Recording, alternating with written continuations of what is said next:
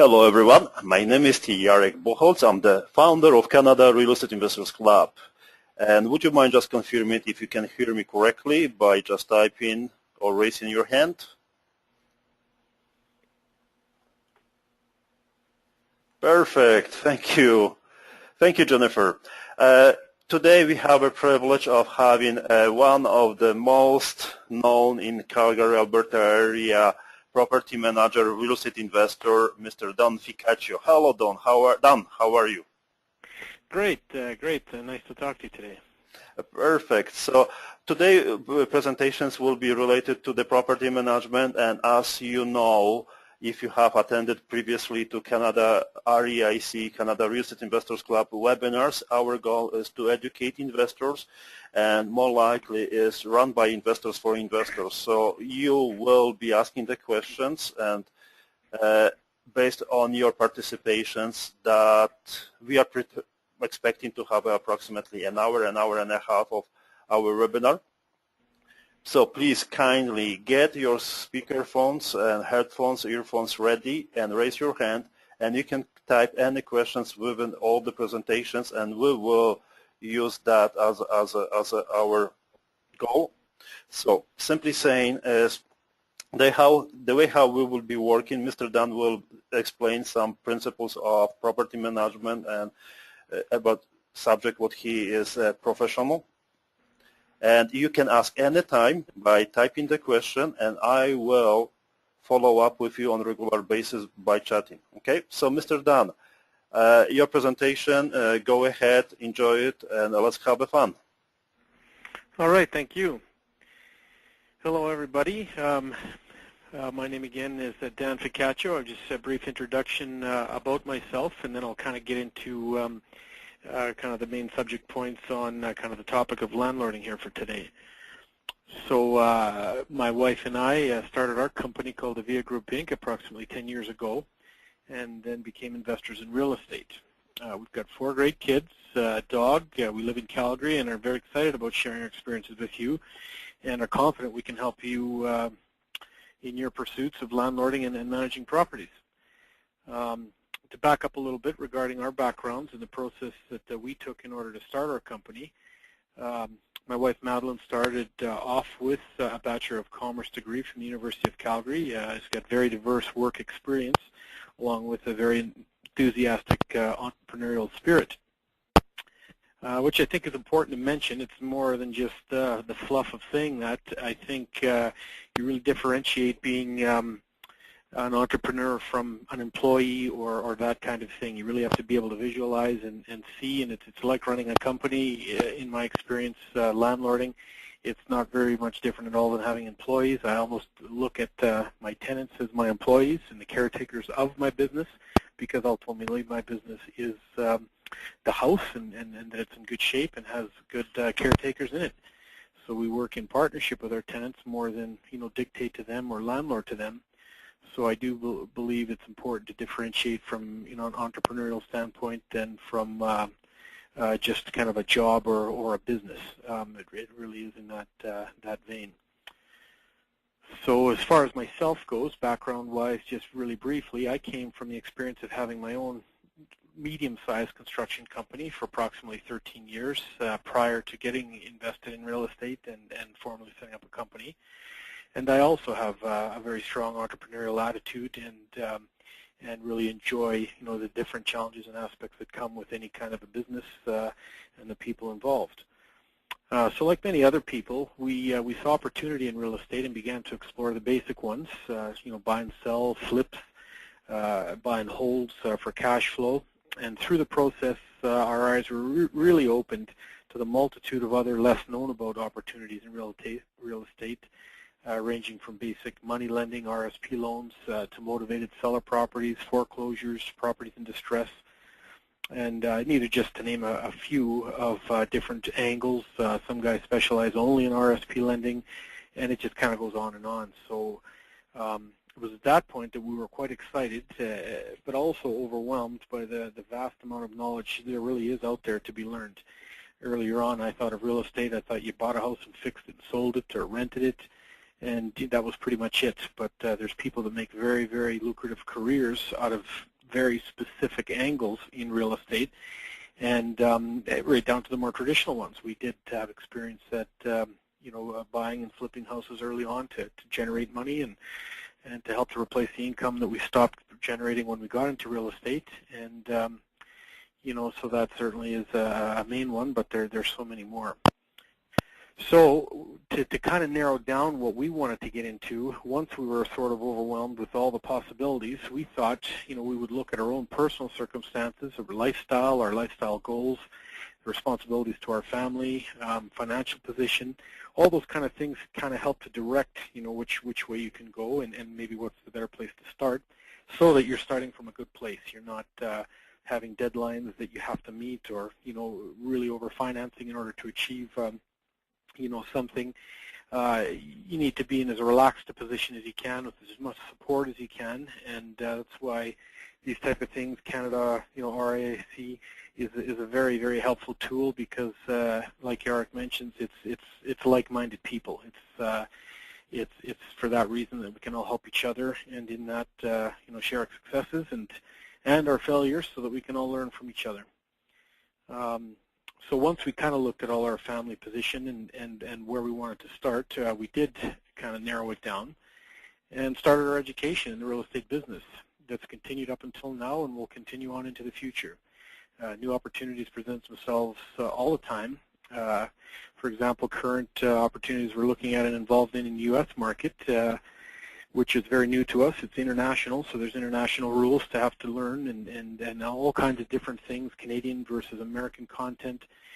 So you take a typical closing, and there are some differences. There's some fundamental differences, how the banks and lawyers have to do it, just different legislation, along with different tax implications, and all those little things by themselves can be important, but together they do change the things. So we've probably spent about a year, or even maybe a bit longer, kind of learning about those types of things, looking at different opportunities that people brought to us or made us attention. And from there, once we started to get more familiar with the general U.S. market, and in some certain areas and certain types of things, we got more specific about that, and now we're kind of digging down into some certain areas. But it's taken about a year of re-education, if you will, just in the U.S. side of things, just to kind of make sure we're doing the best job we can not to get caught up by some rules or some differences that we're not familiar with here in Canada. So, coming back to educating, it's an ongoing thing, and we're big believers in that. So, along with our own markets that are continually changing and evolving, so you have to keep up to speed with what's happening and evolve with it. I mean, 2-3 years ago, rents were at an unusual high, just like the prices. Since then, things have come down. There's more vacancies, so we're having to kind of roll with the punches and do more strategic advertising and not just drop the price. I mean, we have to be a bit more aggressive in our advertising. Maybe add some value where people are not seeing in other competitors, because we have more rental units out there, so sometimes people are looking for what else they can get, not just the price. Can you carry their security deposit? Do you give them some free time? Is there any other perks that you can mention? We'll do things like rent 3-bedroom units at 2-bedroom prices if we have a surplus of 3-bedroom units, because we want to see the units filled, and it's a $100 difference. It's better that than having them vacant and holding out until you get the 3-bedroom price. But that comes further back to being in the right position. If you have to absolutely get a certain amount for rent to make your ends meet, then that's a bit more nervous. You should be able to carry it for some time so you can hold out for good tenants, or you can lower the prices and kind of do what you need to do. So we're always efforting and learning to try and find new ways, and not to reinvent the wheel, to learn from others that have much more experience than us, so that we can be smarter and try not to make mistakes and make it all work and worthwhile. So we've spent countless hours and money on our education, from the simplest paperback books, to weekend warrior type courses. I like to say weekend warrior. You go there for a couple, 3 days, get a crash course in this or that, to longer, more specific courses. You may be familiar with Ron LeGrand or these types of names that's a U.S. guy, but he does Canadian content courses as well. And these are guys that have been in the business for 20, 30 years, so they're very wealth of information, and they certainly have a lot of books and tapes and things to sell you, but really they are passionate about real estate, and they do have a lot of knowledge. So if we can take anything from the courses we learn, which we always do, we think it's valuable, because even a different opinion is sometimes makes you look at things a little bit differently. So yeah, as far as looking forward at new opportunities, we're both full-time now and have been for a number of years at our business, and really are 100% committed to its success. And I think it's important to say that, because you'd think, well, is somebody 75% committed? That's not what I mean by saying that. I mean that we've been able to, over the years we've been in, to slowly work ourselves to the point where we can focus on it 100%. And that's what I mean by saying that, which I understand and appreciate not everybody's in that position, or maybe doesn't even want to be. But just to give you our background, we are 100% dedicated to it on the portfolio that we hold and any opportunities that we look at, and even into the education realm here now that we're getting into. This is what we do on a day-to-day basis, full-time, and very much enjoy it, and that's why we do it. I came from my construction background. Madeline had many opportunities and professional background with her university degree, and we slowly just worked towards this, and then I've really enjoyed transitioning from mainstream jobs and that kind of thing to doing this. It's every day there's a new challenge, and every day there's a new opportunity. So that's what we are excited about, and yeah. So I mean, to be a bit more specific, that's just a rough overview of how and what where we come from. But we're going to talk specifically about landlording today a little bit. So I've kind of got it broken down to a 4-point sort of overview of how I kind of break down landlording and what it means to me. So those 4 points would be fundamentals, and I'll get into each category a little bit more detail, but the first one is fundamentals. The second one would be tenant-landlord relationships. Third point would be issues, and then the remedies to those issues that arise. And the fourth would be relationship breakdowns, and ultimately eviction proceedings should it come to that, which unfortunately in our business does happen, not that often, but you do have to be prepared for it, because just like banks have to write off that debt, they know before they start lending money that they're going to write off some of it.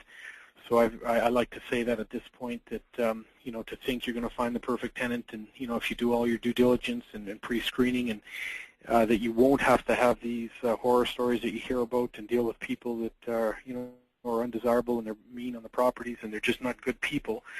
Unfortunately, you're going to come across them. So if you have any experience at all, you'll understand that. And if you don't, it's nothing to fear. It's something to really embrace and to kind of get your head around, know what your position is, know that it's just a business, and even though people can make it personal and turn things around on you, get you involved and engaged in their personal affairs and turn it on to you and make it like you're the bad guy, really, I kind of have a disconnection. I'm very personable. I enjoy meeting people, making friends, but I keep everything very professional and at arm's length, and then like that, hopefully there's no, it goes as good as it can. But some people, they're just not the kind of people you want to deal with, and you end up having to remove them or argue with them or whatever. So we're fairly well versed at that. I'm unfortunately to say, but we don't have a high incidence of that. But just for the volume that we deal with and the amount of people we've helped, we have come across many different scenarios and welcome them, frankly. I mean, I don't enjoy arguing and I don't enjoy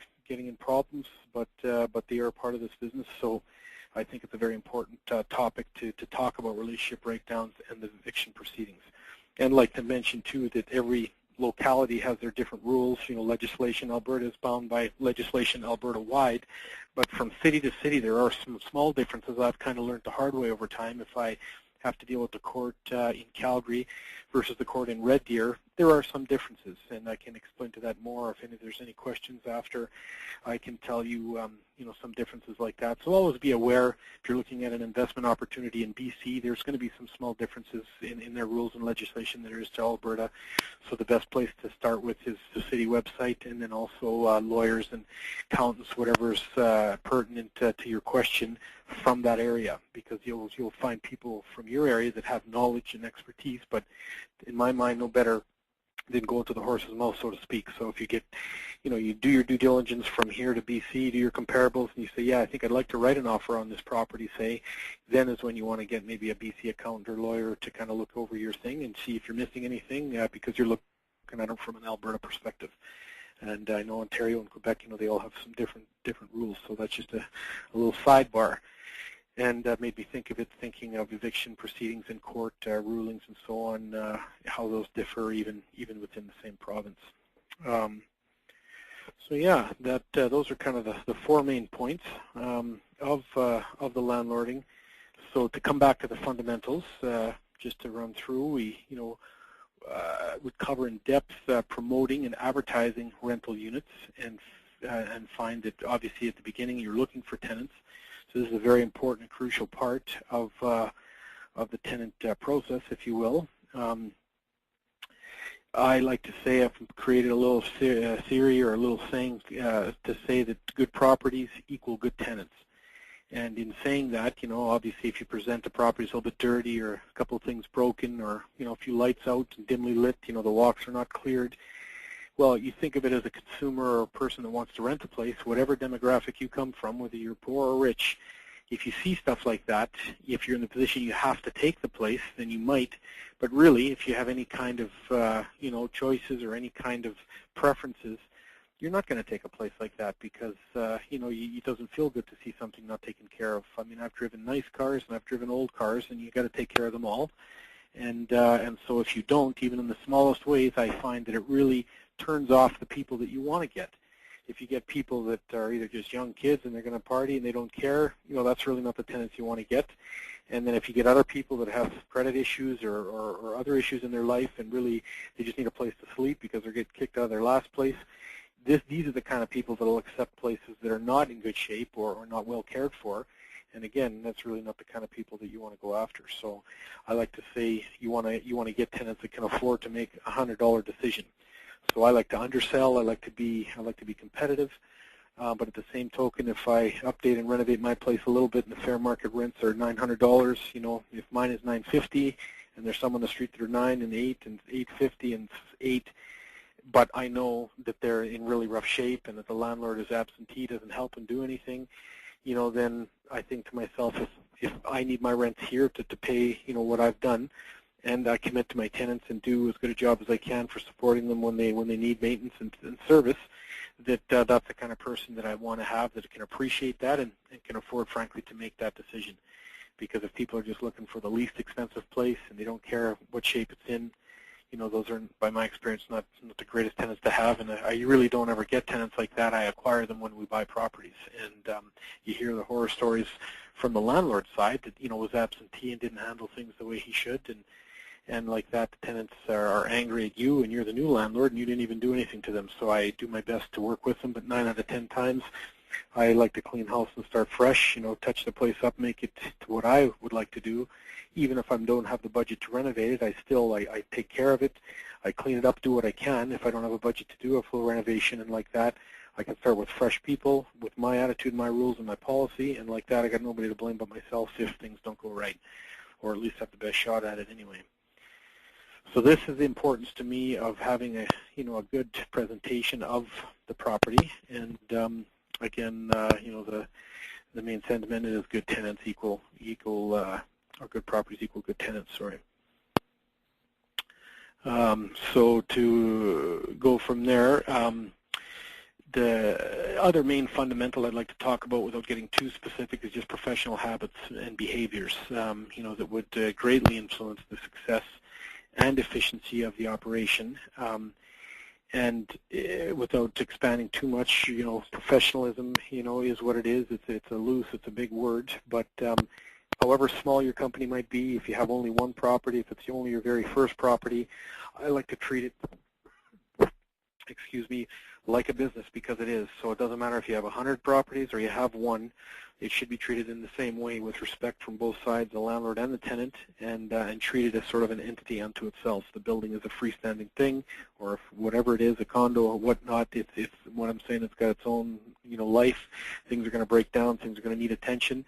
The tenants are going to bring that to your attention. You're going to maintain it and kind of be proactive. And if you are, you're going to have less problems and happier tenants. and things like that. So to me, that's the definition of professionalism, rather than just using the word and saying, yeah, I'm going to put on a suit jacket and then I'm professional. I mean, presentation and that kind of thing are important, but to me, it's more about the meat and potatoes of it, which is they do their part, which is live decently, quietly, take care of your place, inform you of problems, pay their rent on time, and live, peacefully with their neighbors. That's what I expect of my tenants. And then the flip side to that is that I'm not 4 days away when they call me. I'm prompt. I'm courteous. I'm reachable 24/7 if need be, and like that. That's my obligation to them and my building. And once you start to develop that rapport and that respect, it goes a long way in shutting down people and their excuses and their reasoning for paying you late, or they're excusing themselves for paying it late because taking you 2 days to call them back. It kind of goes both ways. So it's not right for them to hold money back on you, and it's not right for you not to fix something if they don't pay you. But it is human nature to take care of your own interest. So I try and have the discipline of looking at it as a business first, and I take care of it the same. Doesn't matter who's in there, whether I'm kicking them out, whether they're my best tenant I have. And like that, I get consistency, and neighbors of other tenants that I have will reinforce that and reiterate that in their own way, whether they like me or they don't, and I pretty much get along with everybody.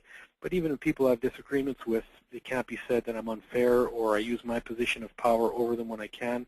I never do that, and a lot of times you'd like to. But I just try to maintain the professionalism, keep the emotions down, be logical, and like that, we have the best success we can. And still, there's obviously challenges. So that's what I mean by professionalism. So come to second point would be the tenant-landlord relationships.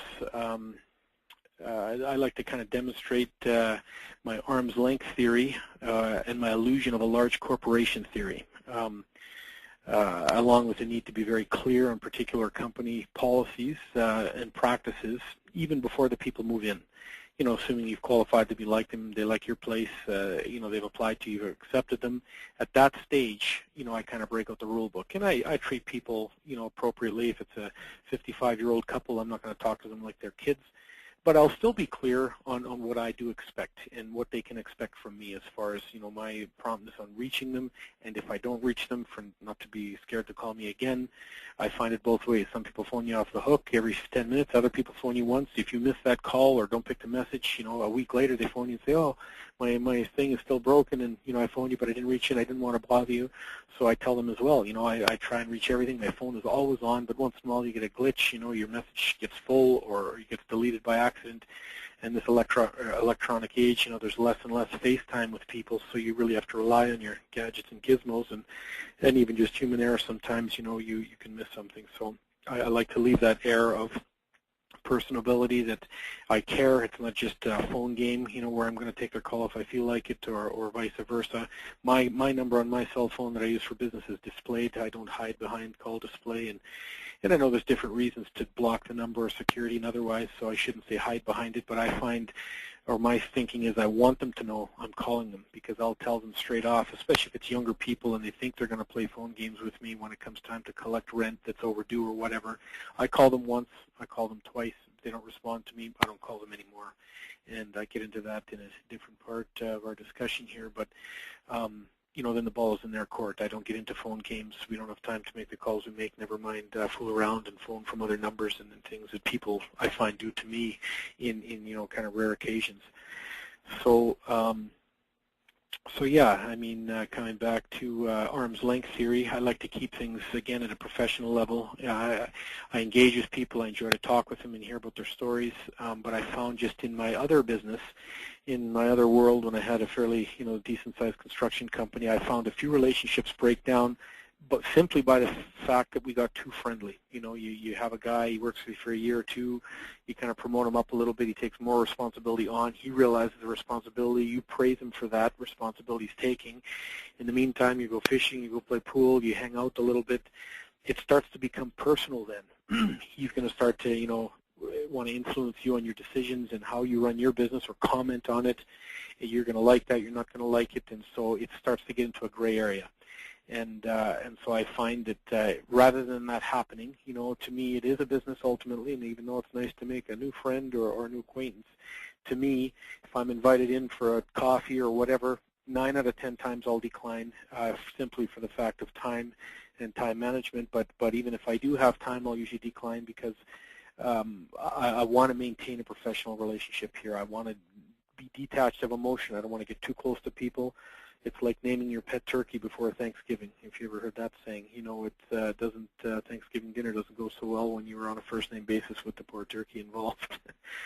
So in the same way, I like to think of my tenants, that they're my partners in a lot of ways, my employees, whatever you want to look at it like, but it's just that. And if they mess it up or they don't do something they like, I like to be able to call it, you know, and deal with it. And if they don't like it, then you have to shake hands and move on.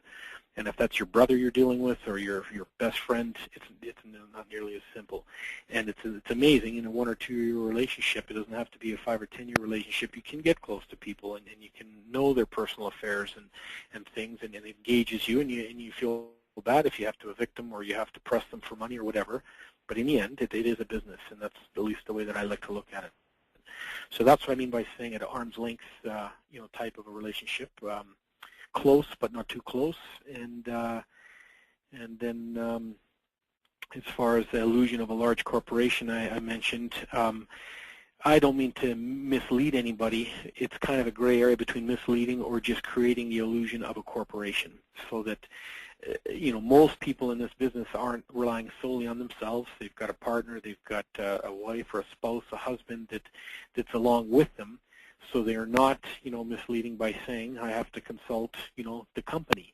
And in saying that, using that kind of language, you create a couple of opportunities. You don't have to answer a question right, you know, on the spot. You can defer to your company. You can create the illusion of you're kind of a go-between between the company and the tenant to kind of side with them, you know, and befriend them in some way. You know, you hear the good cop, bad cop theory of the cops that go out and around. You know, there's one hard guy, one guy that gets along with everybody. So that kind of thinking, and I think it serves a lot of purposes. Like I said, it keeps you out of the hot seat for having to answer questions you don't have the answers to right away, or you can apply pressure, but you can allude to your company as opposed to yourself and stay personal with them so that you keep the connection, the communication alive while you're trying to collect off them or work through whatever problem they have. Because if you have to stand there toe-to-toe with them and tell them, I need the money, you're now, you know, creating a, you know, a friction point. You know, you're telling them you need the money, and that's that. So it becomes more of a friction or an argument point, whereas you can say, you know, I understand what you're saying to me about who didn't pay you or the car broke down, but my company, on the other hand, they just see the numbers, you know, and then they see that they have to pay their mortgage payment and you're paying me short. So, you know, if this person can't pay, let's get somebody in that can. And they say it's not personal, it's just business. You have to understand that. And, you know, 99 out of 100 people will relate and say, oh, yeah, I understand. So then I'll say to that, so do what you can. Meantime, I'll talk to my company, hold them off a little bit, and like that we go forward. And meantime, my company is my good wife back home, and she wants nothing to do with any of this, so I can't talk to her if I want to. I can, but you know what I mean? It's really not like that. It's just kind of the illusion that you create to give yourself a little bit more negotiating power, wiggle room, and then, you know, if you do have a few properties, you know, then you can mention in plural sentences, you know, these properties and that gives, you know, the feeling of a bigger company as opposed to a mom-and-pop operation. That's another part of the course that I get into where there's professional tenants, and they're looking for mom-and-pop operations because they know they can play on their heartstrings and get them engaged in their problems, and then they just drag their feet as long as they can until the people realize it and get some 3, 4, 5 months for free until they get formally kicked out. Then they drag that out for a month or two because they know the court system better than half the lawyers that are kicking them out. And these are what we refer to as professional tenants, which are very rare to see or come across. But you get different versions of the same thing, you know, people that just, you know, their word doesn't mean much, and when they realize they are going to be kicked out, there's sort of a strategy and a thinking and a way to keep pressure on, but, you know, keep them close to you. If you let the cat out of the bag too soon, people, you know, the wind comes out of their sails, they realize they're going to be kicked out anyway, so they're slow to clean up, or they don't clean it up at all because they know they're not getting their security and things like that. So, you know, there's this strategy to everything. There's no one right way, but we've had many different experiences and learned from people that have done this far longer than us that shared with us ideas that I've employed and held on to closely that work very well. And then we've added our own, you know, influence to it as well. And these are the kind of things that we like to talk to people about. So you know, that's not hardly everything that I can talk to about those things, but we can move into the issues and remedies, the point number 3 out of the landlording. And you know, this is a little more basic. It covers the basic complaints to the most bizarre scenarios, and then differentiate you know, what constitutes a breach of lease versus a simple opinion or a judgment from a landlord to a tenant, which unfortunately you can't enforce. So it's important to know, you know, what you have right to comment on, or what the tenants have right to comment on you. And a lot of times there's misunderstanding, and it could just be that, you know, that needs to be cleared up. So I actually carry around with me in my daily binder a copy of the, I'm trying to think of the abbreviated format, the Landlords and Tenants Act, if you want to say the LTA.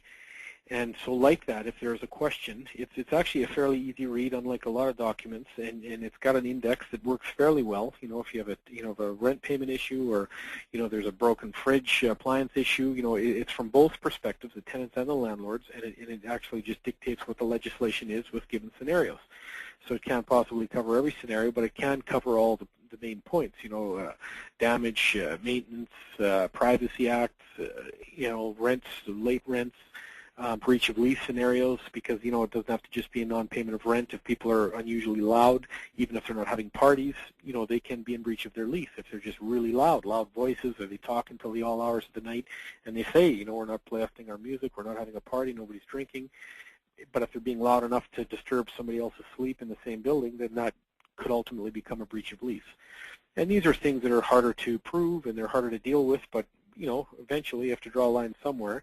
So it's good to know what your position is. You can't, like I said, begin to forecast all the problems or issues out there, but you can kind of be very aware of what your position is, and you know, where you have to defer to the law or somebody else to make a judgment. And so those are important things to kind of, you know, get educated on and continue to get educated on, because you know, you'll learn as you go. So yeah, those are the kind of couple of points I want to touch on. For basic noise complaint issues, you know, dogs, animals, that kind of thing, you know, until you get into more bizarre scenarios that you have to kind of deal with on a one-to-one basis, and kind of go from there. So that would bring us to, I guess, the last point, number 4, which is relationship breakdowns and ultimately eviction proceedings. So I've kind of coined a couple of phrases and explain, you know, my theory of naive landlording versus proactive landlording, and kind of illustrate the pros and cons between the two. Because as the saying says, you know, innocence is bliss, or, you know, so the naive landlording, you know, if you just want to assume people are doing the right thing and you put them in and they seemed nice at the time, and, you know, so when you drive anywhere close to your property, you don't even drive down the street because you just feel comfortable that they're good people and everything is happy. You know, that to me is naive landlording, because I've seen many different scenarios that blew me away that, you know, I assumed that it was a nice lady, a couple of kids, you know, whatever her story, whatever qualifications were. Then upon my first visit in the first month or two, I come inside and I see how they live, and it's really very dirty, or maybe there's some damage happening by the kids, or, you know, it could be a multitude of things. And so that's naive landlording. You're just making assumptions, and you got to treat it like a business. So, you know, we have all had cars that we've taken care of and we haven't. You know, if you don't change the oil forever, that engine's not going to last as long, you know, even if a major problem doesn't happen. So from a proactive standpoint, even if these people are good and they're not really dirty, if you kind of stop in time to time, you know, it satisfies a lot of things. You know, if they are up to no good, or they do have funny habits or hours, but you do drop in time to time, or put out a 24-hour inspection and kind of go through every room of the place every few months if you're suspicious of things, or if they're young people and you want to let them know that you're somebody's keeping an eye, you know, then that serves that purpose, because if they feel like they're being policed or monitored, you know, they're probably going to leave, and that's better if they leave before they cause any problems. So in that case, it's proactive. And in another case, if you find that upon the first few checks over your first year's tenancy, 6 months, everything is in good order, they welcome you in with open arms. You know, when you go to put your next 24-hour and they tell you, oh, you know what, I don't need a 24-hour, you're welcome to come anytime you like, that's music to your ears. Then you can start to become a naive landlord. And you never want to be totally naive, but you understand what I mean by saying that you can start to actually have some founded trust, and then just follow up on maintenance and have a good relationship like that. But like having a good employee, or, you know, whatever, it's going to take some time to develop that. It doesn't matter how good they look on paper. Same as you as a landlord. However well you sell yourself and however nice your place is, if now you don't answer your phone once you put them in, it's not as good for them. Or, if you have a brother that lives on the other side and you favor him with everything and are unfair, I mean, there's many, two sides to every coin, I like to say. So I try and look at it as fairly and logically as I can, and like that, you do the best you can and have the best chance of success. But ultimately, like I mentioned early on, that you're going to have relationship breakdowns, like banks have to write off bad debt. I mean, it's going to happen, and it's going to happen for many reasons. You're going to drop the ball, not fix a few things, or you're going to rub them the wrong way, or whatever it might be. Set a tone, or rapport is going to develop. Maybe they're abrasive. Maybe they're really a nuisance. They phone you every 2 days about something else, and so you get an abrasive relationship, and ultimately that relationship breaks down, and either they go willingly or you have to evict them. And so that's where it gets into, obviously, all kinds of different scenarios and things. But, if you go through predictable behaviors and habits of a very high percentage of tenants in typical situations, you'll find trends and patterns. And that's in dealing with things proactively or just to anticipate what they're going to do. I find very, very commonly amongst young people, just as a funny example, that if they're going to be late with their rent and they don't, call you ahead and say, my check is going to be late, can I pay it in a couple of days, or can I pay $800 now and $200 later, and they deal with you in advance. If they're avoiding it and they're having a problem and whatever their problem is, 9 out of 10 times when I confront them, if I have to confront them and come and chase them, and my office tells me, okay, this rent check is returned, or that person that pays in cash hasn't paid and they haven't been reachable, so that now we have to put it in the outstanding column and start chasing them, put the phone calls out, knock on doors, whatever we have to do. Once I do confront them on their late rent that is currently late by their own reasons, not by mine, it's in that instant that they'll quickly talk about that, give me a quick side a story to that, and then tell me their fridge, and ever since they moved in, it wasn't very clean, and there could have been a better job, and they start complaining about things. And I think it's just a human nature way of defending themselves before the argument starts. So I just found that as a curious observation, and I mean, if you could diffuse that right away, that's fine. And if they really are leaning on these things now all of a sudden because they're late, then that's an easy one to point out to them, and you kind of go from there. But that kind of comes back to my original talking about being professional. Even in tenants that are behind on rent with me and things like that, if I don't treat them the same, I treat them even better or faster and respond quicker. And that gives them less and less fuel to any fires that they might have, as far as putting blame on me or put me in a bad light, or using that as an excuse. Oh, well, their fridge has been making this funny noise for so long and I never fix it. So they'll pay me whenever I get that fixed, kind of an attitude. It takes a lot for people to say that, but they allude to that. So if they're late by a few days, I confront them. They tell me about a few things that are wrong. Then I kind of explore what's wrong. I don't jump right back at the rent. If they say this light is flicking and that problem over there, I tell them, okay, well, if the light breaks, you let me know. I'm not going to come and run over here because of a flickering light. But if, on the other hand, your fridge is off or your washer doesn't work, you need to have those to function.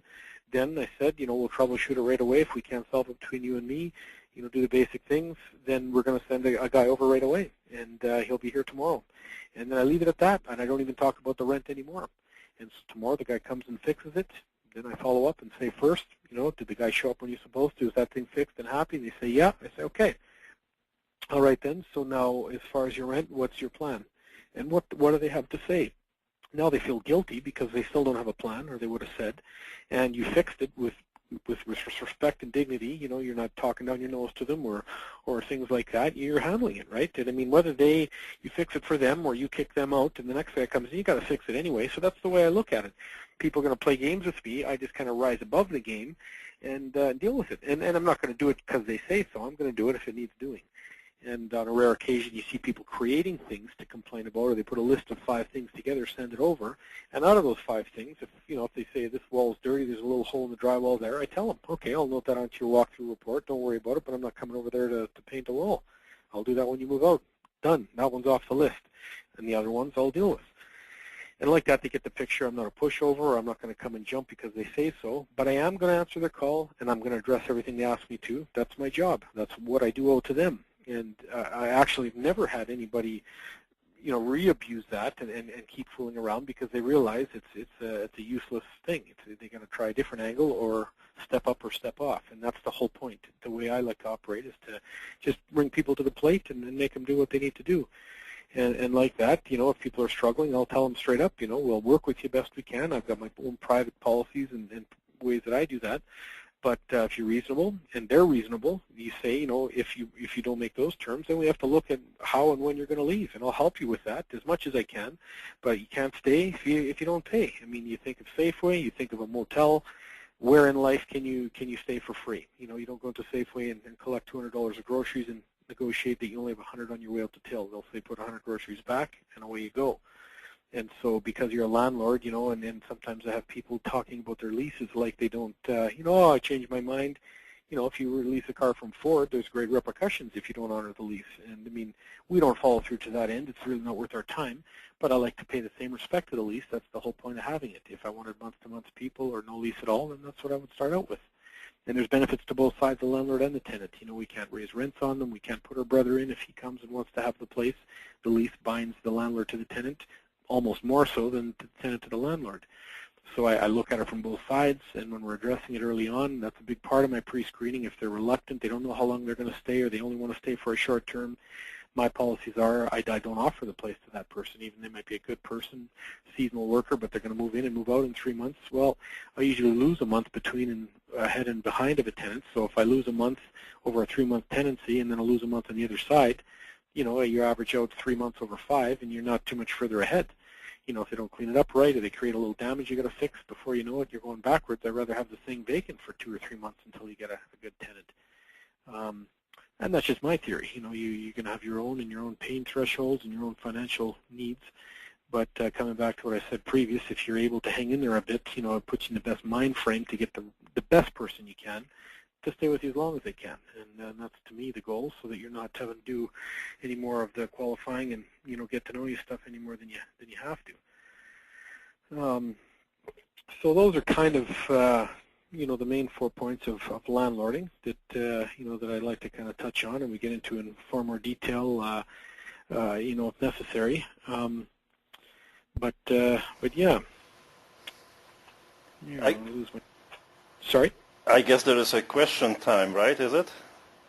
Yeah, I was going to say that kind of brings us to kind of question period, if you want to call it here. If there's any questions relating to anything I said or anything that's come to mind, please let me know. And if when I'm answering, if it's not making sense or understanding, please stop me, and I'll certainly spend as much time as needed or clarify as best as I can.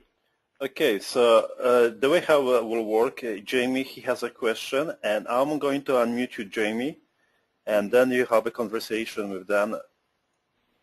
Jamie, can you hear us? Yes, we can hear you, Jamie. Hello?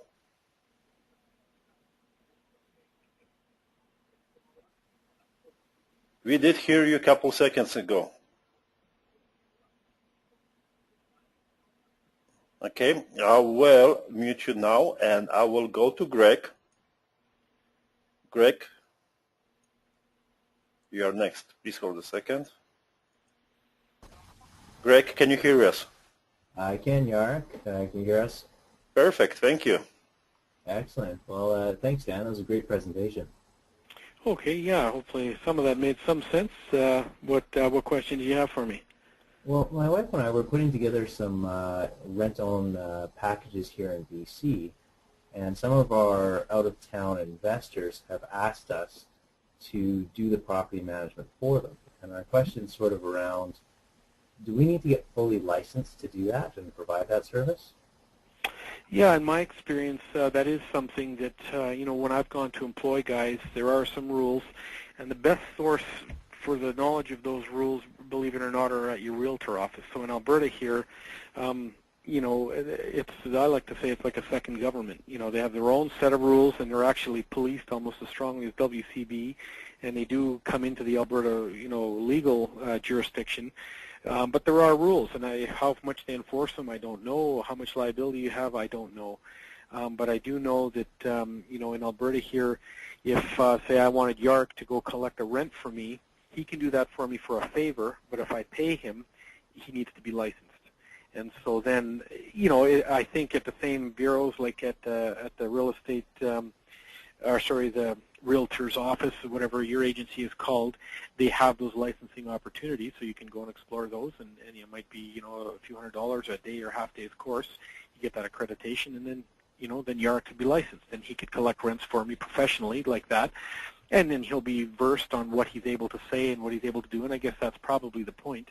But it gets a little cumbersome, and it's kind of a license to print money and to charge for courses, in my opinion, because some of this stuff isn't rocket science. But you're right in the advice that you got, that you do have to explore that if you want to be responsible to your liabilities and your legalities, because there are some rules, different per province. Okay. Well, I appreciate that. Thank you. We'll have to look into that. Yeah. Well, good luck with that. Cheers.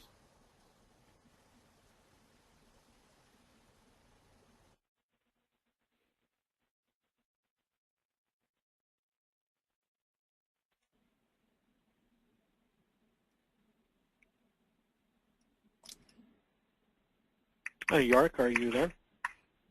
Yes, I'm here. Oh, I'm sorry. What was your name? Jamie? Jamie? Oh, okay.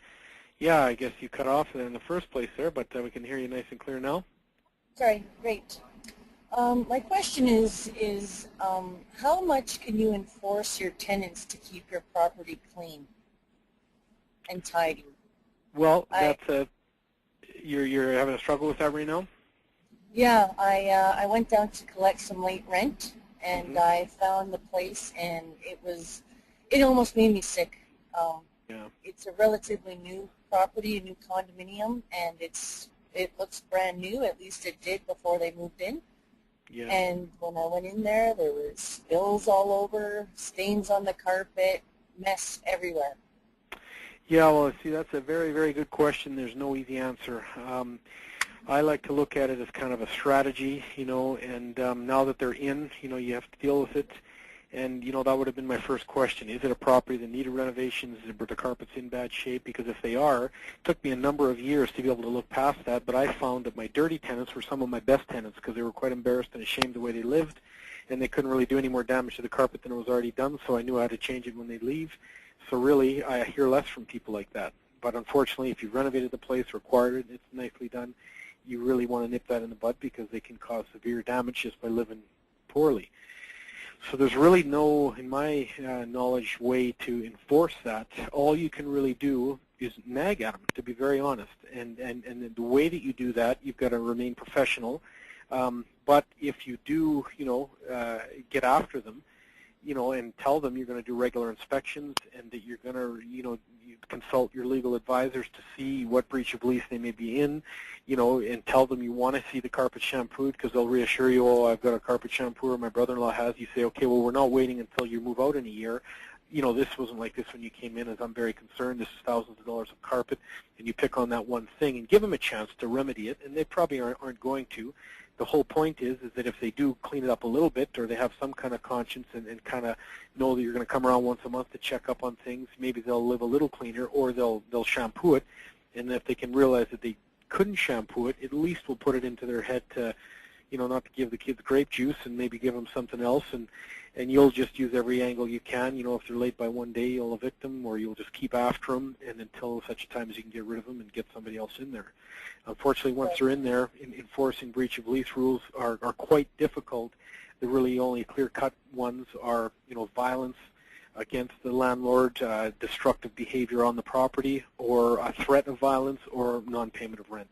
Those are the ones that are kind of quick and dirty, and that you can kind of get in there, get a ruling, and in 2 weeks they're gone. And if they don't leave, then you can get, and then have them formally removed. But breach of lease things, I can very honestly say I've never explored one all the way through. I've threatened it several times, and that's what's happened is they've left. Either pulled a midnight move on me or they smartened up to the point where I'm okay with it until they leave and I just don't renew their lease and things like that. But you can really only police it at this stage. And as hard as it is to see, you're probably best off to stay on top of them and be reasonable with them. If you overwhelm them too much, they're not going to do anything and they'll spike you. So that's where it comes down to your patience level. And it's tough, though. I hate to hear that because you pick them up nice and they can make them look terrible inside of a few months if they want to. Right. Well, I sent them a letter about 2 weeks ago stating that I would be coming by on Tuesday because I didn't like what I saw, and and I felt that how they're living right now is damaging the place. Could you not say that being slobs is destructive? Absolutely, but you see, now you think like a lawyer, right? Think like a lawyer. So if there's a lawyer and a judge there that wants to kick these people out for you, what ammunition can you give them to do that? So that's a great idea to send them a letter. Like any lawyer will tell you, if you document your conversation with me, and I'm the person you're having troubles with, and I don't document my conversation with you, well, when they get to the hearsay part of the program, they're going to side with you because you documented your conversations. Now, obviously, you can say what you want, but they're gonna look at that as a more responsible way of dealing with it. So if you go there, if you send her a letter, a warning, and then make a few site visits, post her 24-hour notices, operate within the rules of the law, and then take some pictures, as you're there in front of her, tell her I'm going to take a few pictures to document as I go. This is going to put more and more pressure on her. And I mean, if you think of a court of law and building evidence and things, it's a waste of time because if you've ever tried to enforce a collection on a judgment, that's a very low percentage of time you're going to collect on that. All it really does is give you right to kick them out. And so then, you don't want to poke the bear or the gorilla, whatever you want to say, because if you anger them too much, they're just going to spite you as they leave. So you really have to have the discipline to have them out as peacefully as they can and do it like that. And then if while you're doing that, if they have any kind of conscience at all, or if they recognize, the shape that it's in and they do make some efforts, that's what you can hope for. Otherwise, you just have to look at getting them out when their time comes up and kind of be after them between now and then. You certainly are within your right to document things and try to sue them, but I frankly wouldn't encourage you to do that. You'll just get more frustrated and find that you're employing lawyers and taking up court's time. And in the end, they say, yeah, you have a judgment. They wrecked your carpet to the tune of $2,500 and scratched the walls and whatever they did. So you have a judgment of $3,500. Now here, go collect it. And then what do? I mean, to retain somebody for $1,000 to collect $3,500, you've already lost $1,000. And these type of people usually don't have any money or anything of any value. So it's kind of getting blood from a stone sort of thing. So the motivation to me anyway is to get them out, and to get them out as peacefully as you can so that you minimize the damage and the animosity and just get somebody fresh blood in there kind of thing, if that makes sense. Okay, great. Appreciate the advice. All right, well, good luck with that. Thank you.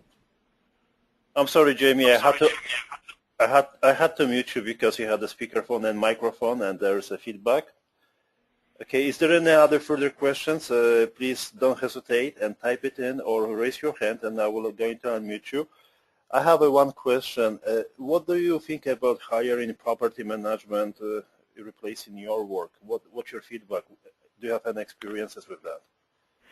I don't have personal experience with that, Jarek. I have many friends and associates that have gotten a bigger portfolio than me, and they've had to do it just because no one guy can do it all. And unfortunately, all I ever hear is poor stories. Whether they're paying too much, or they're getting bad advice, or bad trades, they're getting bad tenants in that they're having to then to evict, and things like that. And usually, those relationships don't last for very long, and that's a very unfortunate reality. I mean, I'd very much like to say company ABC is great, and they charge reasonable, and they take care of it like it's their own, but I can honestly say I've never heard of such a recommendation. I think when you get into big, huge companies that have management companies in place, it's just really an expense and a part of their business because nobody can manage 4,000 doors if you're Emerald Property Management.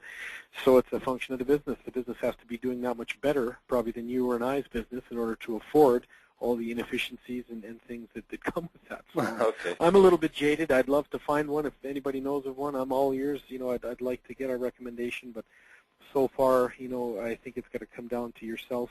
Or if you can assemble a bit of a team, if you get a few people licensed to do the appropriate things, you can offset. We've got different strategies where for qualifying tenants, you can use call centers to offset the volume of calls you get to, pre-screen out people before you have to talk to them. There's different things you can do to lighten the load and at a lesser expense. Because I make the analogy of a phone a phone, a cell phone, and the bill. You know, the phone is free, it's $100, that's not the thing, it's the bill that you have to be concerned about. So any management company will sell you on their low fees, but it's what they do for you that's the key. You know, do they do a good job? Do they put good tenants in? Do they care? You know, do they have some 20-year-old kid at the desk sending a $100 plumber to fix a $4 problem? You know, so that you know, that's kind of my take on property management companies. But again, I'm open if there's recommendations from you or others. But I, to this point, have never heard of any. Okay. So thank you very much for your answer. And at this moment, I don't see any questions. So, No. Guys, don't hesitate. This is your webinar. We are creating that webinar for you. This is the run by investors for investors principle. So Dan, can you explain and can you tell me about your mentorship? And one of the things which I would like also to mention, that we are going to have a privilege to see you on the 24th of this month in Polish Community Center in Calgary for our monthly seminar, right? Mm-hmm. Yeah, we will be there live as opposed to the webinar here, and doing similar presentation. That's right. Okay, perfect. So there is a question from Jeff. Jeff, you are unmuted now. Jeff. Here we go. I guess I have to read it by myself. Okay. I will keep you unmuted. Jeff, if you have a possibility to ask the questions directly, go ahead. Otherwise, I'm going to read it now. Dan, what type of accounting system do you use for your income/expenses on your income properties? Well, we use the old-fashioned kind. We do employ a few spreadsheet programs, which is not my department personally, so I don't speak computer as best as Jarek would or others. But really, I've got not a formalized accounting system maybe that you're referring to. I do have a very, very comprehensive, I say comprehensive, I have a very clear tracking system as far as rents that are owing versus part payments on rents versus rents that are due, and a way to continue to track those until they're you know, collected and accounted for. So unless you have a more specific question, I don't have a program I can suggest. I just have the way that we do it. Is there anything else, or were you looking for a specific program as an answer? Jeff, if you don't have a mic, please type it in. Okay, and in the meanwhile, would you mind just telling about your mentorship program? I can, Jarek, but also we had discussions before, and there was a few questions that were raised, could be by you, could be by others, I could run through as well. I had them prepared. Would you like me to do that, or should we go for it? Okay, well, the couple of things that were raised to me that I thought were good, and again, I apologize, you know, I don't know the audience, how much experience you have or you don't have, but different words or terminologies that you come across in the business here, like a professional tenant, I kind of alluded to previous. I had one person inquiring about that, saying they'd heard about professional tenants and how do you identify these people, and what can you do to not get a professional tenant. And I've had conversations with guys right at the courthouse, like the old gentlemen that stand there, you know, and they kind of direct traffic and things, and they just kind of stand back and see what happens. And I actually had the occasion when I used to do my own evictions to be standing in line waiting for my turn to go into court, and I got chatting with a nice old fellow there, custodian, and he had a really sour look on his face, and once the certain lady walked into the court, he said, "This lady, I see her here twice a year," he said, "and it just makes my blood boil because she takes advantage of good people like you," and filled me in on a bunch of things, and I learned a lot from this gentleman just in 10 minutes of talking with him. And he labeled her as a professional tenant and said she really had no intention on paying rent as much as humanly possible. And if you know the system, you know, you can really get away with murder, sort of thing. And we're actually fortunate here in Alberta where, the evictions will go quicker. I think out in Ontario and other places, they really drag it out even longer.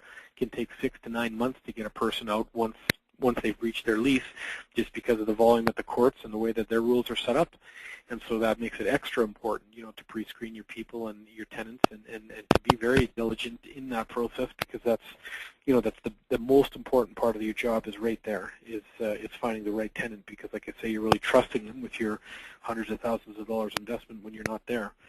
So that was, I just wanted to touch on that, the professional tenant, and the best way to avoid them is to do thorough pre-screening. And, if your gut instincts tell you something, you should go with it, even if the paper tells you different. If you have troubles getting references or if you get contradictory information, it's all those kind of things that can send a red flag. And my personal philosophy is once I start to smell a rat, I become more and more diligent.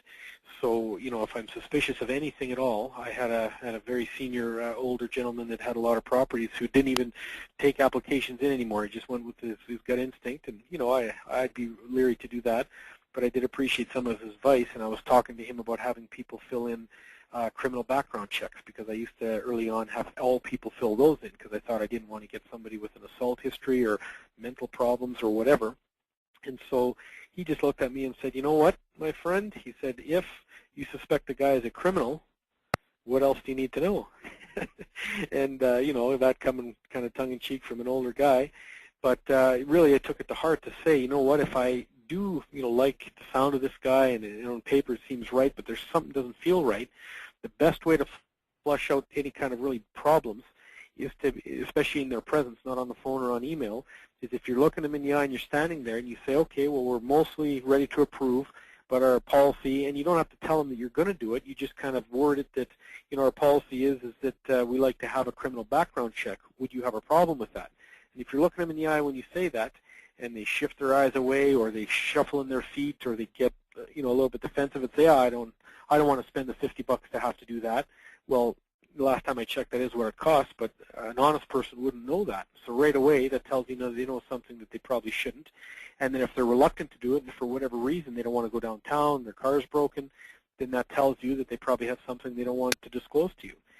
But if on the other hand, you're an honest person, yourself, myself, you cross the border and the guy says, do you have any drugs or guns? You feel a little bit guilty, but you say no, and you're honest about it, and he puts you through. So if you're asked to do a criminal background check, if I was asked that, I'd say, fine, what do I got to do? If I want the place and that's part of the problem or part of the process, then that's what I would do. So you can read a lot by a person just by their reaction far more than what their words are, and you have to be in front of them. And that's the thing. You want to talk about a management company. Well, who's doing that for you? It's some kid that works there for $10 an hour, and he can't wait to get home. And the quicker he puts somebody in, the quicker he doesn't have to show somebody else. So, they're not going to be thinking like that. They're going to be thinking the opposite. Get them in quick, whatever. They don't care. So I care very much, and professional tenants are ones to avoid. And that's the other side of it, is if you present yourself as kind of a corporation, like I alluded to earlier, if you get people on the phone, they'll just go through the directories and the websites, and they'll phone, places, they're looking for places. And if they can get a ma and pa type organization, that's who they're preying on. They're not preying on Emerald Management Company, because those guys know the rules. Or somebody like yourself or us that do this quite a bit. They're trying to find somebody who's naive, very chatty, they're very loosey-goosey on the phone. Those are the people that are going to get taken advantage of the worst. So yeah, Jarek, that was just one that came up, and I thought if somebody didn't ask about it, I should talk about it a little bit, because it's an important one. Well, definitely. There is another question from Jamie. Okay. Just hold a second. Jamie? Hi again, thanks. I'm just in talking about screening new tenants. What about running credit checks? How can I do that legally? Well, that's very simple. It's with the internet age upon us here now. You just get on. I'm trying to think of the names of the companies. Jarek, do you remember what the names? I don't have that in front of me. It's something my office normally does, but there's like two main credit bureaus, I guess you could say. I think TransUnion is one, and then there's another one. And really, I think it costs $5 or whatever, and you do it online. And what you need is the person's birth date and full name. And out of those two, you can identify the person as who they are. Their social insurance number really verifies that. But if it was a married person and then they've been divorced, they'll show both their names. So whichever name they give you, it will appear. And so the first part of that is to actually identify the person. They're not using a false identity or somebody else's information. And then secondly, you want to look at their credit history. So I can say from my own experience, that's one part of the program earlier on wasn't able to be done by the internet, so that it was more cumbersome, kind of like a criminal background check. People had to go all the way downtown to City Hall and get paperwork and things. So it was more cumbersome, and we relied more on our reference checks, to their current landlords and employers and so on.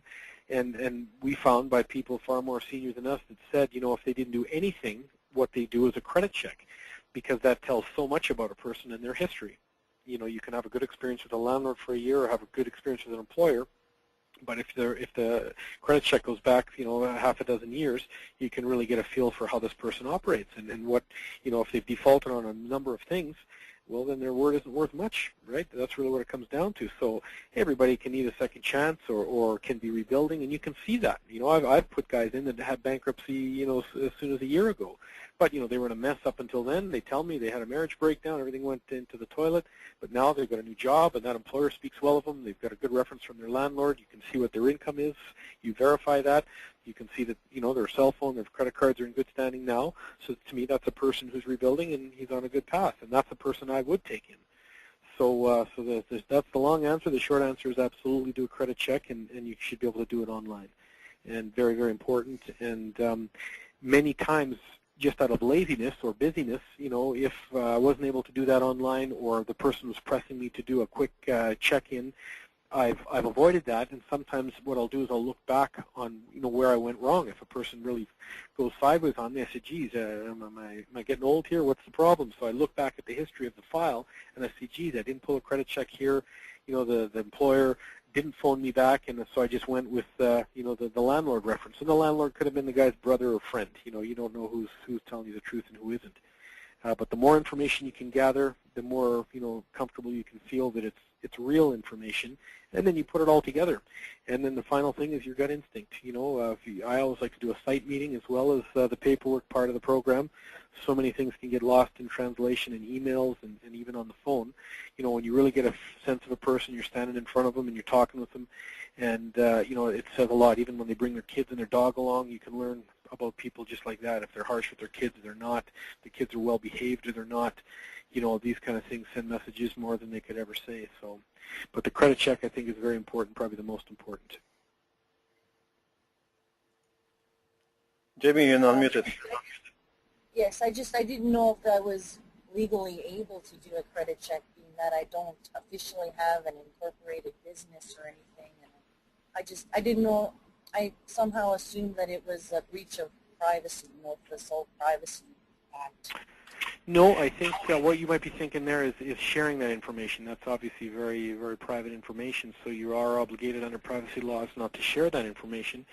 And if you want to do that, then you need to have them sign off on that. And sometimes, on my application form, it does say you're authorizing me to share the information with other creditors or whoever I might need to as appropriate to the confidential practice of qualifying this application, and that's outlined on my application form. But no, it's kind of like a mortgage. You can go downtown and pull title on your neighbor's house and learn all those mortgage particulars. It's public knowledge for whatever reason at City Hall there. So, but how you handle the information, obviously, ethically and morally and legally, is a different thing. So you could talk with, you probably get some of that information off the city website, or have a quick chat with a lawyer, and they can tell you the ins and the outs. But no, you can absolutely pull credit. It's just a matter of, and it's been years since we set it up, but I think I don't even have to pay to set up an account. You just set up an account with a TransUnion, and the other one, I think Equifax, now that comes to me. The other one is Equifax and TransUnion. And they're kind of redundant. You don't need to do both. I think for some reason, sometimes people will show up on one and not on the other, or vice versa. And so if you don't see them on one, you try them on another. And if they don't appear on either, then there's a problem with their identity. There's something wrong with their name. They're using somebody else's name or whatnot. Because everybody who's got a social insurance number and is a citizen will show up on, if they have any credit history at all, will show up on one of those two agencies there. So again, those are TransUnion and Equifax. If you look those up, they can probably tell you more than me, and you can incorporate that into your application process. Okay, very good. Thank you. All right. Okay, so Dan, do you have any other suggestions and Well, yeah, secrets? if we didn't have anybody else ready for a question there was one other. If we have time, I can go through. Would you say we have time, or? Let's go ahead. Let's set it up that maximum 20 more minutes, and we should finish. How that sounds? Okay. Yeah, that's fine. Yeah. So there was a couple other questions, but the one that I thought might be useful to people as far as is evicting people. The question was put that is evicting people through the court system my only means of actually having a person removed? And the answer to that is no. Legally, it is. You have to resort to the rules of the law if the two parties can't agree, and the one person doesn't want to leave, and you want them to leave, and so the rules will prevail there as far as that goes. But the other way that I found far more effective in my years of doing this and coming to do this, just out of frustrations with the court system and the slow, tedious process that is, I found a way to kind of, I don't say manipulate people, but encourage them and kind of push them in the direction that I want them without doing anything against the law. And so I just use money as leverage, I use time as leverage, and use this and just keep a constant pressure with people. So like that, for the same amount of money that you have to put out or less, I can have people out far quicker than the court system ever will for me. And I don't want to jinx myself, so I'll knock on wood when I say it, but I haven't had to use the court system for a number of years now, and it doesn't matter if I do. But the point is really once it breaks down to the point where you don't want them anymore, or they're not paying, or you just don't want them as a tenant, you don't even care about the lease or the rent they owe you just want them out. Then the game is to get them out as quick as you can, as calmly as possible. Even if you have right to scream and holler at them, you don't want to do that, because they're going to leave the place in as worse a shape as they can just to spite you on their way out the door.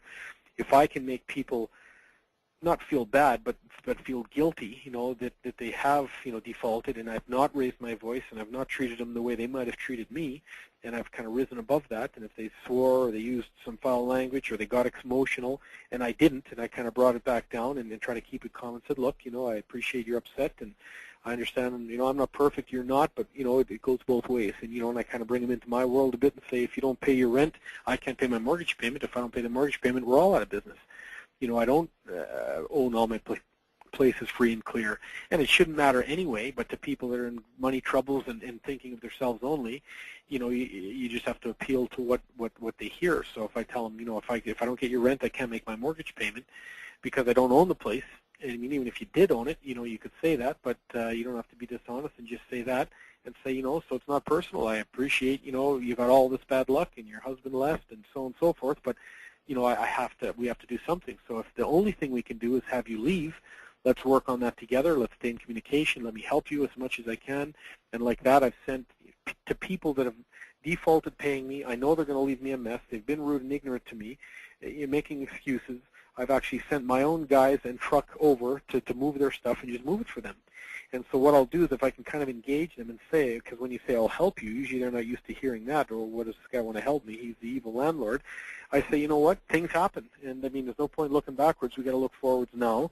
So obviously you need to get back on your feet and, engage in whatever their particulars are a little bit to keep it as personal with them and say, so if you can go move in with your mom, like they mentioned, or whatever, you get back on your feet for a few months, you're back in business. In the meantime, I can get my property back and get somebody in that can afford to pay. And, I'll see you on the street, I'll shake your hand and wish you good luck, as opposed to you hating me and me hating you, and you're going to have to leave anyway. So if I get the courts to push you out or you leave in the middle of the night, I said, why that? Why don't we leave it on a handshake? We'll work together. And so then I can bait them with different things like their security deposit, if they still have security deposit with me and they're within the first month that they're defaulting. So say March rent didn't get paid and I still have their security deposit, and I really get a sense that they're not going to be able to pay just by everything they've told me. They promised to pay me on the 4th and they didn't, and the 9th, and so on, and now we're here at the 17th and they're still not paying and the story's getting worse. I just put that back to them and say, okay, it's cutoff time, and cite the 3-4 times that they've missed, and say, so, let's work together, and if you're willing to go, by this weekend coming up, give them some kind of a real quick deadline, that I'll send you a couple of guys over with a truck, and they'll help you to move the stuff. They're not professional movers, so you're going to be responsible for damages and things, but otherwise they're going to load the truck up for you and shuffle your stuff from here to there. And if you can leave the place to me in the same way that you gave it to me, which is to say the carpet shampooed and clean and tidy, I'll give you half of your security deposit back and also assist you in moving. But I said that deal only happens if you go out this weekend, and maybe 3-4 days of it. You can't say tomorrow because they got to get stuff together. But if you say 2 weeks from now, it never happens. So I give them I usually look at the very next weekend because then they can have no excuses. They're off work or whatever it is. And then if they are or they're not, I just tell them, if by Sunday night, if it's Wednesday now or Tuesday, if I say by this Sunday, you guys, we can help you guys move and you can clean it up and give it back to me the way that I gave it to you, and leave it, with dignity like that, and that gives me a week to try and rent it for before April comes up here, and then like that I've only lost, 1 month in this bit of expense. And if you want to pay me back, for my guys' time, I have to pay them. You can do that when you can afford to do it, and they know they're not going to pay you, and you're not going to push them on it. So, when I'm within the, the 1 month, I have that leverage because I have a bit of security deposit, but they're not going to fall for that if they're 3 months behind. They know I'm not going to give them anything back. But I am a man of my word. If I tell them that, I'm going to honor it. I'm not going to trick them up and let them leave and then keep it. So I found that that's worked a lot of times because they're so surprised, and now they realize I'm not going away. I'm not going to leave it to them. I'm not going to kick it over to the courts. And they heard their friend or their brother, and it took them a month and a half, and they might be thinking, yeah, it'll be nice to be a month and a half with no rent. They realize I'm not going to let them do that one way or the other. So if they realize I'm serious and I'm in their face and I'm not going away, they might as well take the help I'm going to give them. And so that way it keeps me in communication with them. They're going to be less prone to damage the place or treat it worse because I'm going to be talking to them every day between now and Sunday. And then I'm going to be sending my guys over there. I'm going to be around changing locks and doing different things on that day. So they're going to be, doing the best they can because you're doing more for them than you should. But by my estimation, if it takes a few hours of my time and I pay my guys a couple of $100 for their gas and their trouble for a couple hours, and they shuffle their stuff over there, and these people even clean it up 3/4, and my cleaning lady goes in there for half a day, all told maybe I'm $300-400 in, and they're gone. I got a week left before the end of the month, and the place is mine, rather than spending, hundreds of dollars in the legal system and the time and the weeks that it takes to do all that, only so that you can get a judgment, by the end of the month, and the judge will say, okay, they got to be out by April 15th. And then on April 15th, I got to go over there and see, and if they're not out, then I got to go back to the court and say they're not out. They give me a 48-hour notice and back and forth a few more days, and then I can enforce them to be out. And usually people don't have you push them like that, but they will ride it out to the very last day the judgment says because they're able to be in there until that day. I can't do anything else about it. And that's what I found frustrating because the judges don't care you're losing another half a month's rent. They look at it and say, well, this poor tenant, you can't have him out in 3 days. You got to give them a couple or 3 weeks. I find in my experience they want to give them 2 to 3 weeks. If I make an application on the 16th of the month, I won't even bother. I'll try my luck. I'll try and get $500 out of them because if they don't pay the full rent, I still have right to kick them out. As long as they pay full rent, then I can't kick them out anymore. But if it's the 16th now, I've let it go this long, I've never had a judge say to me, oh, okay, they can be out by the end of the month. They'll say the 15th because by the time they hear that application, it's now the 19th or whatever, and they think on behalf of the tenant. So yeah, there's many strategies that I have that I've used, and that's just one of them, offering some security deposit back. And I mean, I'm very crystal clear with what I say. So if I tell them, you leave it exactly the way I left it, that's the same as we would have did if we did a formal checkout when they left on good terms, right? So if they did everything but didn't shampoo the carpets, then I'd give them back their $1,000 plus interest minus the carpet shampoo, and that's just fair business. So, and they say, well, how do I know? I say, we're going to do it exactly the way we did, if you left on good terms, which is what you should do, right? Even though you're leaving and you didn't pay rent. But now I'm baiting them to do it because they see some money coming back and they're hurting for money. So I've never given their money back to this point because they screw it up. They're not organized enough to get out on time. Even with my help and assistance, what usually ends up happening is, the day before my guys are coming over, they start boxing stuff up, and then my guys come and we move the stuff, and then they push a vacuum around a little bit and smear around the grease on the counter and say, oh, geez, I just give me all their stories and their excuses. I say, well, that's fine. The whole idea was to help you to go because that's what needed to happen. So I tell you what, I'll keep score of what I need to spend here, and if there's anything left over, I'll let you know. And they never hear from me again because I was only going to give them $400 or $500 anyway. And I can explain away cleaners and things very quickly if I put my mind to it, and I have no problem doing that if they don't leave it clean. I've had a couple of occasions where the people have left it really clean, and maybe I only had to throw a cleaner in for a few hours. So I've done exactly what I said I would do. And I shake them hand and thank them for doing that, because it really is a blessing to me for them to be gone and me to be rid of them and their problems. And if I only have to pay a cleaner 4 hours to go in there and I have to pay her $80, and I committed to pay these guys half the thing, I'll say there's a copy of the receipt, just like if I check them out, and pay them their $420 minus the $80, and be happy that they're gone. And that's the best $400 I ever spent, because if I let them hang in there, they were going to stay in there much longer and leave me a bigger mess to clean up. And time is money, right? If you lose another month's rent, that's another $1,000 on top of all your other expenses, the way I look at it. And then the intangible thing is the aggravation. You don't know they're out until they're out. So if you could say, I know they're going to be out by next April 15th, you might say that's fine, but you never know until they're actually gone.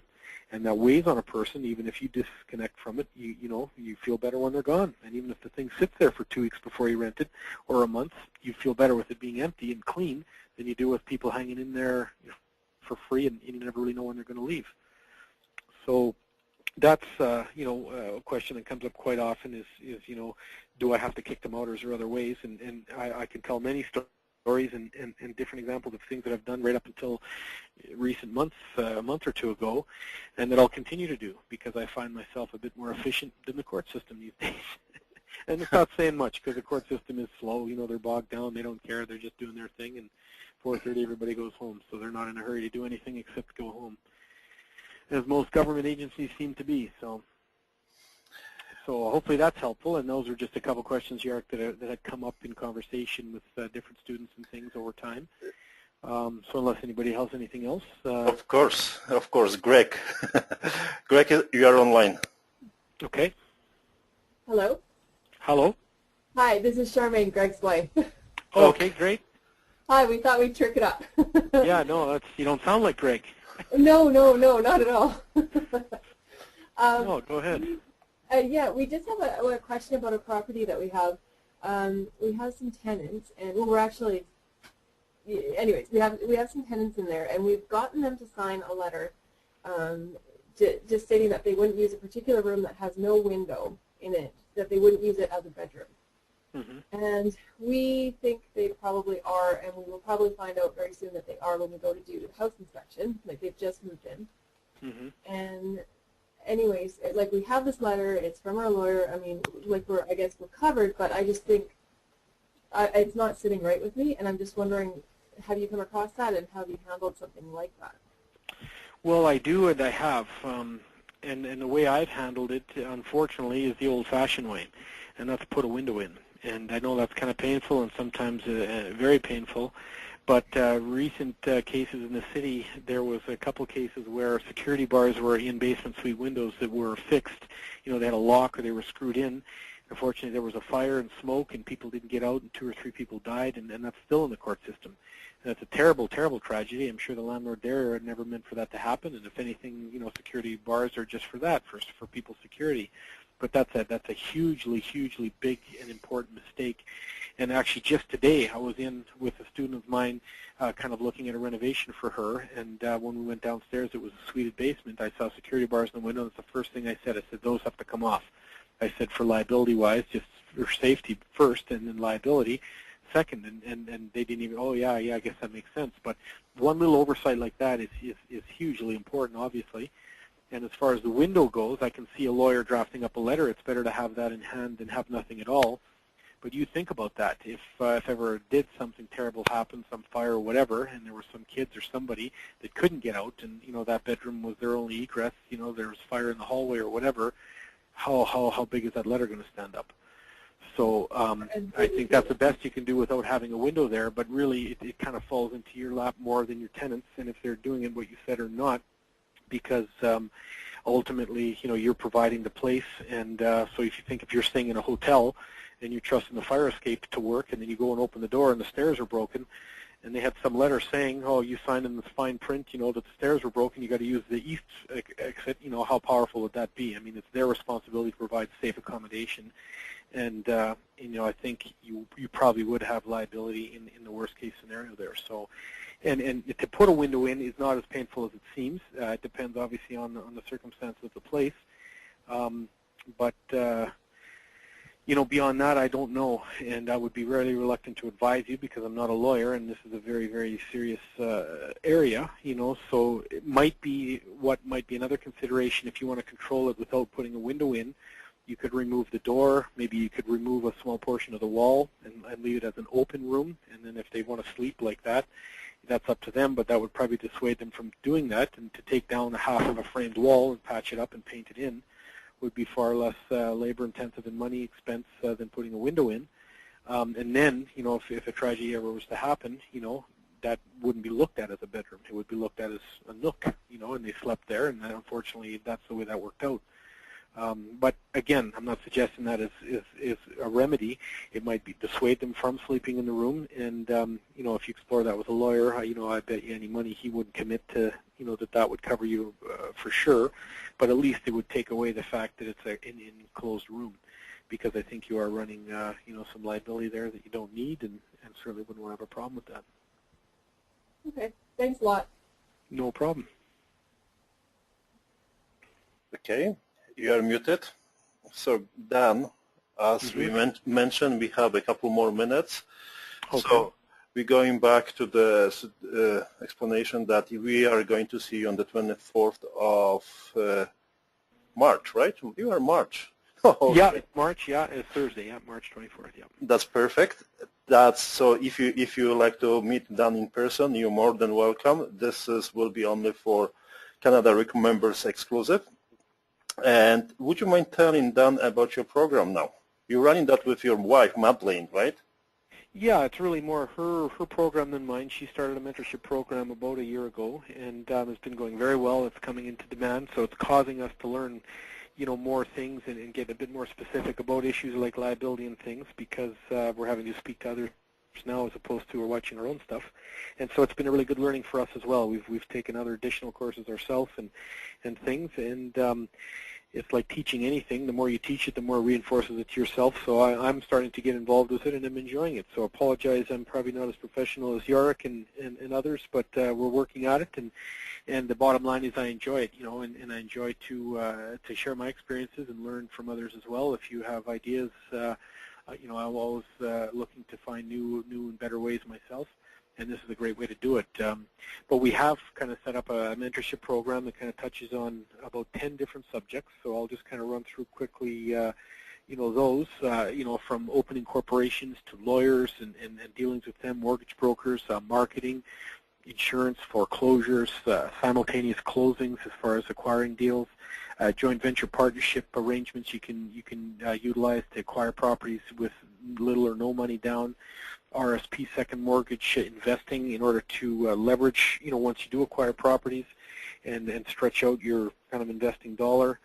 Landlording, that we're touching on here tonight, and I'm actually working on a renovation course that's to come. It's not quite ready yet, but we're working on that. But those are kind of the subjects that we deal with right now, and also we're looking at putting in because we've had many requests for specific things. Maybe they don't want to learn about many of those things I mentioned, but they want to learn about joint venture stuff. So we can even offer consulting packages of time that we can speak at whatever you'd like us to, and we certainly wouldn't speak at anything we weren't versed in. So if you approach us about something that we didn't have knowledge in, we'd be more than happy to pass you to people that we know or would trust. But if it's something that we have experience in and can feel we could help you, then we've got like 5, 10, and 20-hour packages of consulting time that we can do either in person, in email, on the phone.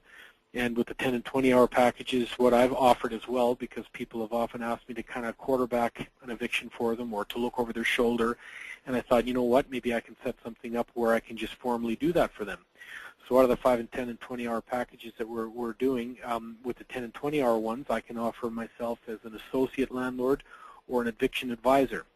And then in those cases, you would mention to your tenant in question or whatever that, I'm an associate of yours, and that I'm going to step in and I'm going to help with having them go out, and not to push them out or threaten them or force them, but you now have brought credibility to yourself that you're getting professional advice, whether it's from a lawyer or from an eviction specialist like I've used or could offer you to use, or if you're just getting my advice and you'd be very honest in saying, I'm just a real estate investor myself and I'm able to facilitate their quick, leaving of the premises that's in good interest for everybody. And we just did one recently for a fellow, and it went very well. He was, engaged with this tenant for far longer than he should have been, and he was a good guy. That was the bottom line, and these people were inadvertently taking advantage of him. I wouldn't have deemed them a professional tenant, but they did take advantage, and I think he'd still have this tenant from 2 months ago had we not, kind of quarterback for him and kind of push her in these ways that I mentioned. So that's just one other thing that we're offering, and then we're open to suggestions. So if anybody has any interest in that, we just have an email address. We would ask you to email us directly, and we don't have to bore people today with prices and things. We would just speak to whatever your interests are, and then we can kind of give you a menu of things and that we offer and would be willing to do, and the rates that would be associated with them. So if you like, I can pass along the email address here. Go ahead. And certainly inquire there. It is via info@shaw.ca. So it's VEAINFO at shaw.ca. And we've just threw a little promotional note in there that if we get any date-stamped inquiries on today's date, that we would offer 5% off of any prices that we have advertised or the quote, just as an encouragement to follow up instead of procrastinate, which we're all able to do. And if not, we'd be more than happy to talk to you another time or when we're live here next week. Okay, just to finalize and to finish our conversation, which is perfectly on time, 8:30, I truly believe it. With whom you're dealing with, you're becoming one. So that's it. All right. Well, thanks very much for everybody's time and attention, and thanks very much, Jarek, for the opportunity here at Canada REC. I think what you're doing is great and very commendable, and I'm happy to be a small part of it here, and would like to continue doing that into the future if we have things that we can offer. And I guess on behalf of myself and Madeline, who's away right now looking at a real estate deal, happy St. Patrick's Day. Thank you, and have a nice day. You bet. Okay, good night. Bye.